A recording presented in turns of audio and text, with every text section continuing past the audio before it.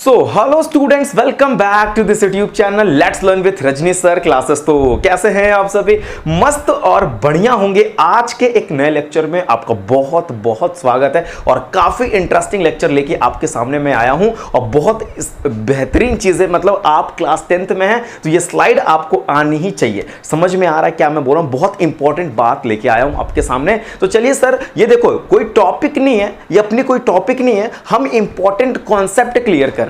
हम important concept clear कर रहे हैं मेरे भाई। कुछ बोर्ड से रिलेटेड हो सकती है, कुछ कंपटीशंस के लिए ये चीजें इंपॉर्टेंट हैं। लेकिन आप क्लास 10th में होना, आप अगर क्लास 10th में हो ना तो ये जानना अति आवश्यक है। समझ रहे हो कि नहीं समझ रहे? समझ रहे हो मेरे भाई? चलो स्टार्ट करते हैं। पॉइंट नंबर फर्स्ट, सर आपने क्या लिखा, मैं पॉइंट नंबर फर्स्ट आपको बताता हूं। देखो हाइड्रोजन क्लोराइड जो अपने पास, सॉरी ध्यान समझना, जो हाइड्रोक्लोरिक एसिड होता है ना मेरे भाई, आप अपने लैब में HCl देखा है कि नहीं देखा है? हाइड्रोक्लोरिक एसिड देखे हो कि नहीं देखे हो मेरे भाई? हाइड्रोक्लोरिक एसिड जो होता है ना, ये मेरे भाई एक्वस सॉल्यूशन है हाइड्रोजन क्लोराइड गैस का। समझो मैं क्या बोल रहा हूं? हाइड्रोजन क्लोराइड गैस का एक्वस सॉल्यूशन होता है हाइड्रोक्लोरिक एसिड। क्या सर, क्या बात कहा आपने, मौज कर दी सर आपने। ये देखो मेरे भाई, मैंने लिखा है hydrochloric acid is an aqueous solution of HCl gas. Sir ये एक्वस सॉल्यूशन क्या होता है आपने बताया नहीं, झूठ मत बोलना। चलो भाई सुन लो फिर से। एक्वस सॉल्यूशन मेरे भाई ये होता है कि किसी चीज का सॉल्वेंट पानी हो। जिस चीज का सॉल्वेंट, जिस सॉल्यूशन का सॉल्वेंट पानी होता है ना, उसको एक्वस सॉल्यूशन बोलते हैं। दैट मींस HCl गैस को पास किया गया था वाटर में HCl gas, that means hydrogen chloride gas pass into water, that is known as, आप बोल सकते हो कि एक्वस का मतलब अगर पूछा जाए तो समझा जाए, नॉन एक्वस का मतलब मेरे भाई पानी को छोड़ के अगर कोई और सॉल्वेंट है तो नॉन एक्वस होता है। लेकिन यहां पे मेरे भाई एक्वस है तो बात फिजूल की नहीं करेंगे। एक्वस समझ रहे हो, यानी कि हाइड्रोजन क्लोराइड, ठीक है, हाइड्रोजन क्लोराइड गैस को वाटर में पास करने के बाद ही बनता है हाइड्रोक्लोरिक एसिड। समझ गए? Very good. चलिए सर, सेकंड पॉइंट क्या आप बताना चाहते हैं, आपकी क्या इच्छा है सेकंड पॉइंट बताने के लिए, बता दीजिए। देखो एक्वस सॉल्यूशन, बहुत इज्जत से देखना, एक्वस सॉल्यूशन कंडक्शन, देखो ध्यान समझना, जो एक्वस सॉल्यूशन होते हैं ना, एक्वस सॉल्यूशन वो इलेक्ट्रिसिटी वो भी कंडक्ट करते हैं। समझो क्या मैं बोल रहा हूं? एक्वस सॉल्यूशन में जो कंडक्शन होता है ना, एक्वस सॉल्यूशन में जो कंडक्शन होता है वो क्यों होता है? क्योंकि इसमें फ्री क्या होते हैं मेरे भाई? आयंस होते हैं। फ्री आयन प्रेजेंट होने की वजह से एक्वस सॉल्यूशन कंडक्शन करते हैं। Aqueous solution conduction occur due to movement of free ion.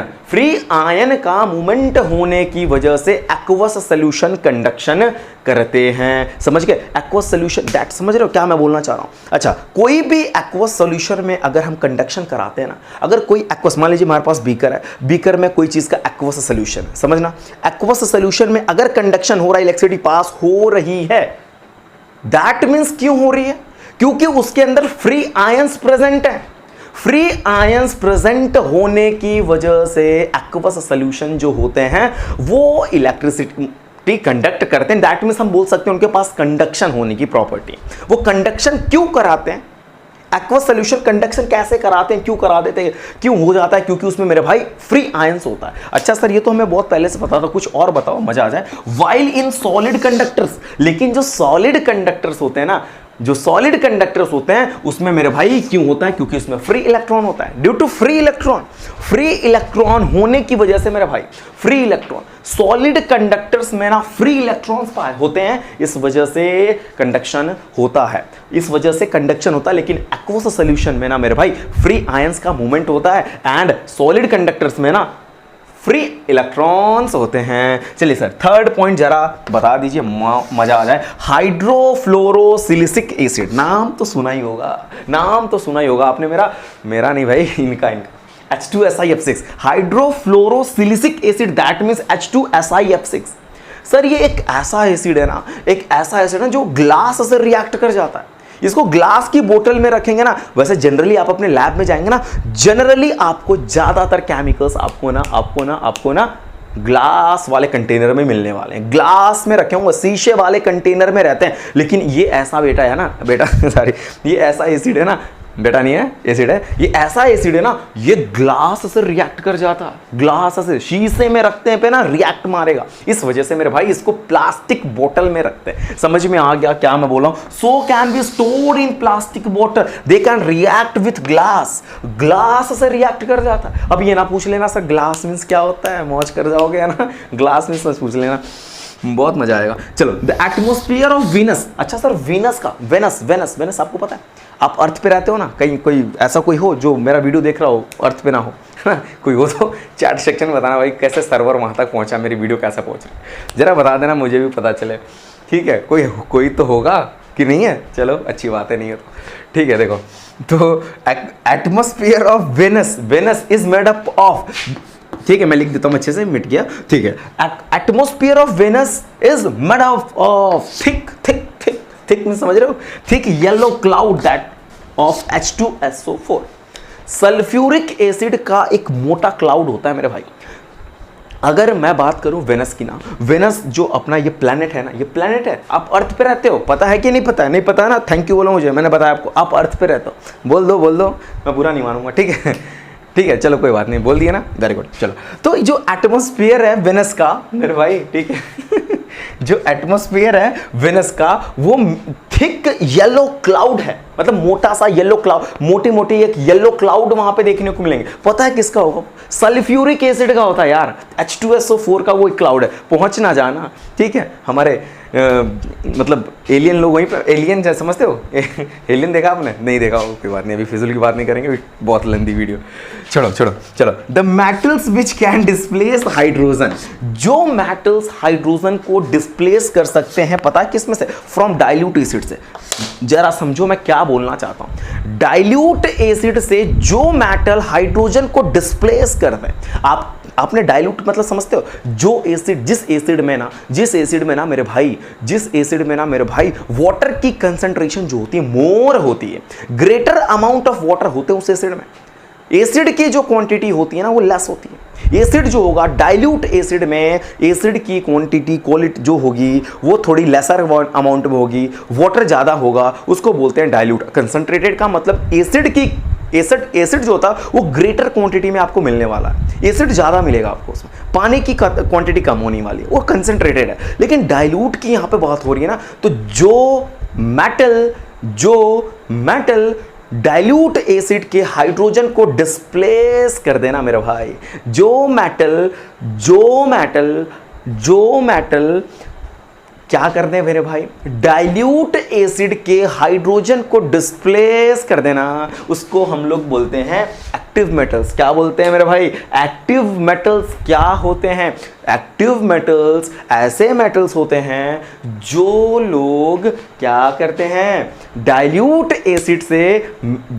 Acid से हाइड्रोजन को रिप्लेस मारते हैं। समझे कि नहीं समझे? समझ में आया कि नहीं? कुछ एग्जाम्पल हो जाए सर, मजा आ जाएगा। सोडियम ले लो बेटा, पोटेशियम ले लो, जिंक ले लो, आयरन ले लो, कैल्शियम ले लो, मैग्नीशियम ले लो, ठीक है, इतने सारे ले लो। Active metal. अच्छा आपने रिएक्टिविटी सीरीज सुना? मैंने रिएक्टिविटी सीरीज का शॉर्ट वीडियो डाला, आप देखना, उसमें ट्रिक बताया मैंने, रिएक्टिविटी सीरीज का मैंने शॉर्ट ट्रिक बताया, ठीक है।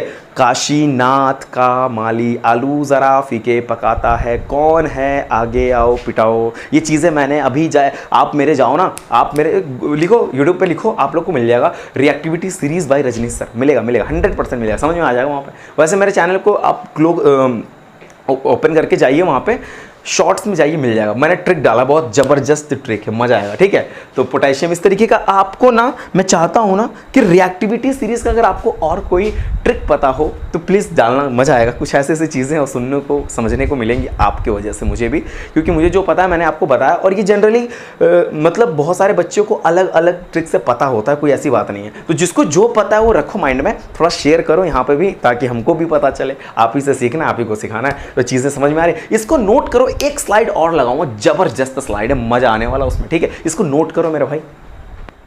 ओके तो आपके सामने मैंने एक इंपॉर्टेंट क्वेश्चन लगाया, बहुत इंपॉर्टेंट क्वेश्चन मेरे भाई, कई बार एग्जाम में ये क्वेश्चन आ चुका है। ठीक है, क्वेश्चन सर बताइए फटाफट, ये क्वेश्चन नंबर 2 आपने क्या लगाया? बहुत इंटरेस्टिंग क्वेश्चन देख के ही लग रहा है, तो आंसर भी तो इंटरेस्टिंग होने वाला है मेरे भाई। क्वेश्चन देख लो, explain why distilled water does not conduct electricity. क्या मैंने बोला? Explain why distilled water does not conduct electricity but rain water conduct electricity. ये देखो मेरे भाई, but rain water conduct electricity. Question समझ रहे हो कि नहीं समझ रहे हो? समझ रहे हो क्या बोल रहा हूं मैं? क्वेश्चन क्या समझ रहे हो भाई?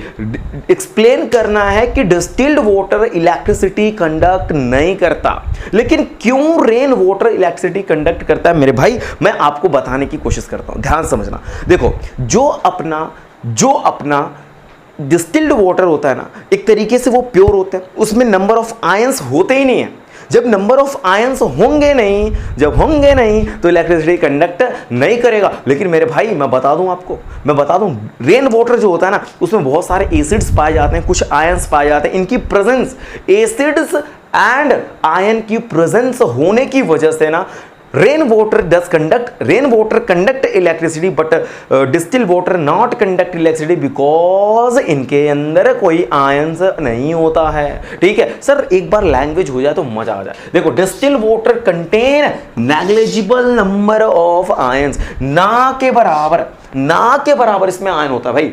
डिस्टिल्ड वाटर में ना के बराबर आयंस होता ही नहीं है इसमें। समझ रहे हो कि नहीं समझ रहे हो? डिस्टिल्ड वाटर कंटेन नेग्लिजिबल समझते हो? नेग्लिजिबल मतलब मेरे भाई ना के बराबर, इसमें नंबर ऑफ आयंस होते ही नहीं है। तो भाई जब नहीं होंगे तो डज नॉट कंडक्ट इलेक्ट्रिसिटी। अरे भाई स्वाभाविक सी बात है, जब आयन होंगे ही नहीं, मूवमेंट ऑफ आयन होगा ही नहीं, जब आयन है ही नहीं, तो फिर काहे का इलेक्ट्रिसिटी कंडक्ट करेगा यार? नहीं ना करेगा। लेकिन ये जरा देखो, but rain water does conduct electricity. Rain water electricity conduct करता है। मैंने रीजन भी बताया मेरे भाई, क्यों रेन वाटर इलेक्ट्रिसिटी कंडक्ट करते हैं, जरा बताएंगे मुझे? आप बताएंगे? चलो मैं बता देता हूं। ड्यू टू प्रेजेंस ऑफ, मैंने बताया, एक बार मैं लैंग्वेज दिखा देता हूं आपको। Due to presence of acids present होने की वजह से मेरे भाई rain water conduct electric. Sir कौन से एसिड होते हैं फटाफट बता दीजिए भाई, मेरे लिख लो। कार्बोनिक एसिड हो सकते हैं अपने, नाइट्रिक जी हो सकते हैं अपने, नाइट्रिक एसिड जी होते हैं यार, और भी कुछ आयंस पाए जाते हैं, हाँ। मतलब एक सिस्टम समझ में आ गया कि distil water electricity flow conduct नहीं कराएगा अपने अंदर।